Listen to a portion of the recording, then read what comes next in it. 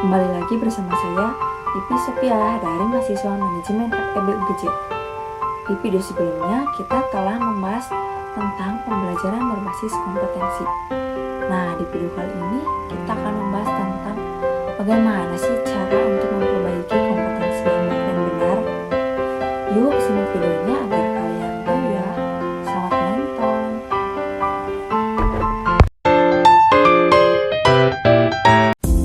Komponen kompetensi. Yang pertama ada motivasi. Motif menggerakkan, mengarahkan, dan menyeleksi perilaku terhadap tujuan atau kegiatan tertentu. Yang kedua ada traits, yaitu karakteristik fisik dan respon konsisten terhadap berbagai situasi atau informasi. Yang ketiga ada self-concept, yaitu sikap, nilai, dan citra diri seseorang. Yang keempat ada knowledge, yaitu pengetahuan seseorang dalam bidang spesifik tertentu. Yang terakhir ada skill, yaitu kemampuan untuk melaksanakan tugas fisik tertentu atau tugas mental tertentu. Ketika kompetisi diperbaiki, tentunya ada faktor yang mempengaruhi atau yang membentuk kompetensi. Yang pertama ada kapasitas intelektual.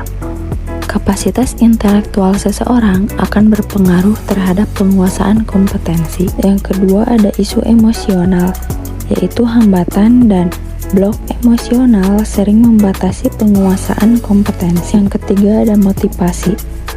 Motivasi seseorang terhadap suatu pekerjaan atau aktivitas akan berpengaruh terhadap hasil yang dicapai. Yang keempat ada karakteristik personal, yaitu karakteristik kepribadian seseorang turut berpengaruh terhadap kompetensi seseorang.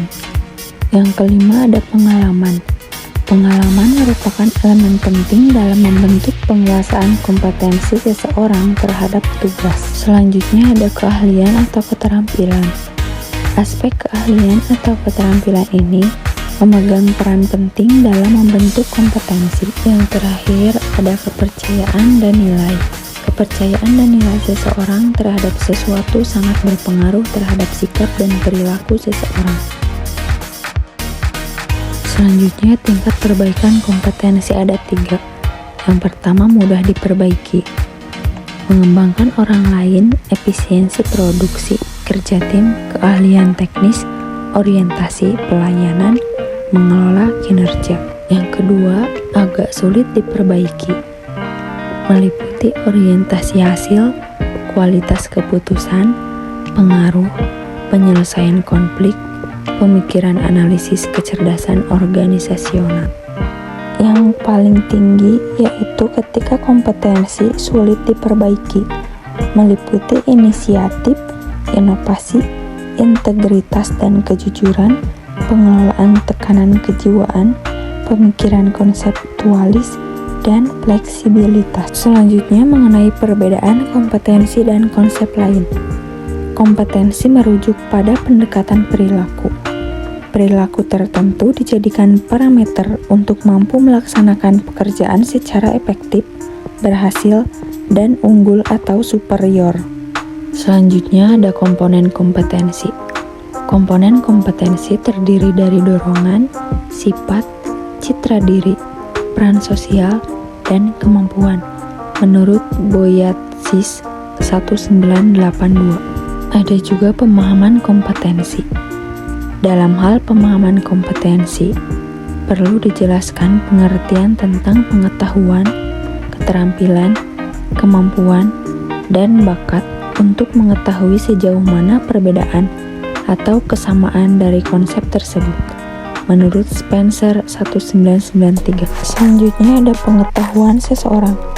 Pengetahuan yang dimiliki seseorang bisa dikategorikan ke dalam 2 jenis, yaitu pengetahuan yang disadari dan pengetahuan yang tidak dapat disadari menurut Dell 2003. Selanjutnya ada keterampilan perilaku. Keterampilan perilaku yang terkait tugas bisa dikuasai melalui latihan dan bantuan orang lain. Perilaku merupakan fungsi dari faktor kepribadian individu dan faktor lingkungan. Sikap dibentuk dari kombinasi pengalaman, kondisi sosial atau lingkungan, dan kepribadian.